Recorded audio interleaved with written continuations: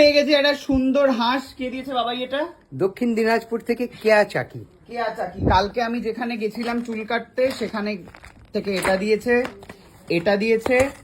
এই যে এই বক্সটার ভেতরে একটা ক্যান্ডেল রয়েছে, তুমি কি এটা নিতে চাও? হ্যাঁ, এটার ভেতরে তো আমার বাল্বটা ঢুকে যাবে। হ্যাঁ, কি বাল্ব? এলইডি।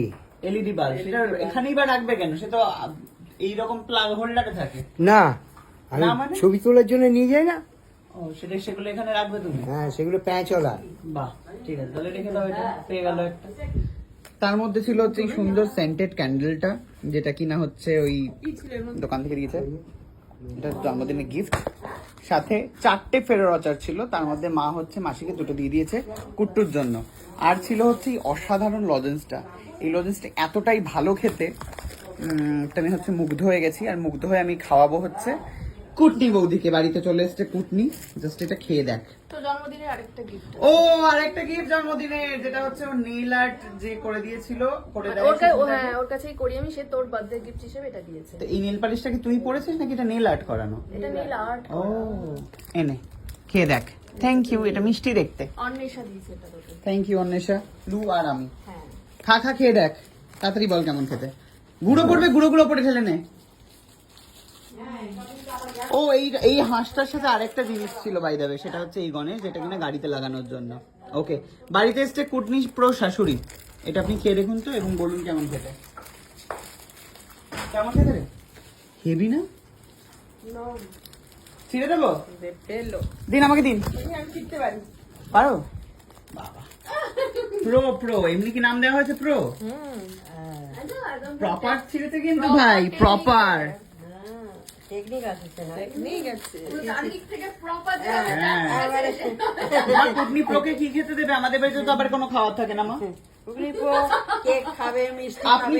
আপনি আমাকে সেই খাবার খাইয়েছিলেন বলে সেই প্রতিশোধ না, কি বলে, প্রতিশোধ না, প্রতিদান স্বরূপ কি? প্রতিদান তো নয়, প্রতিদান স্বরূপ কি আপনি সেই কাজু কিশমিশ খাবেন? হ্যাঁ, শোধবোধ স্বরূপ কি আপনি এটা খাবেন? না, তোমার কেক আছে। খাও কে বলো? জন্মদিনের কেক আছে।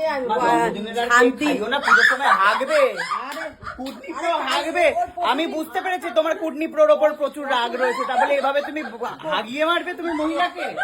পরশুদিন যেটা দিয়ে গেল কেকটা কাটলে এখানে এসে, সেই বড় চকলেট কেকটা দিল না, খাইও না।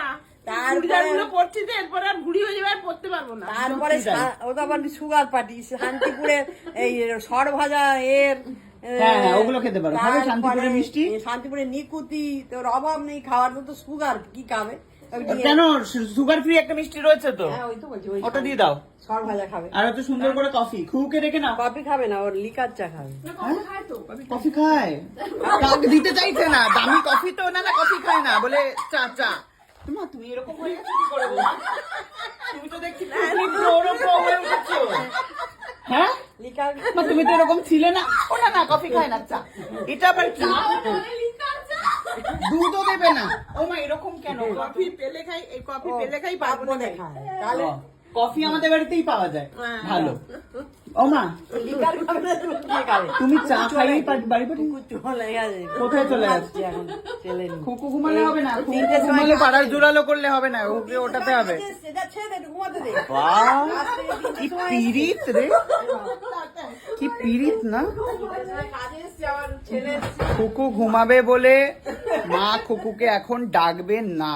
এই পিরিত আমাদের বাড়িতেই দেখতে পাওয়া যায় খুকুর প্রতি। অথচ কুটনি প্রো শাশুড়ি 9 মাসে 6 মাসে একবার আসলে তাকে হ্যাঁ লিকার চা খেয়ে নিন বলে বাড়ি পাঠিয়ে দেওয়া হয়। বুঝতে পারছেন দর্শক? মা প্রো হয়ে উঠেছে। দিদি কিছু মনে করবেন না দিদি, আমার মা একটুখানি বয়স হয়েছে তো, সবাই হাসছে। কি রে বাবা, বল বয়সের দোষ।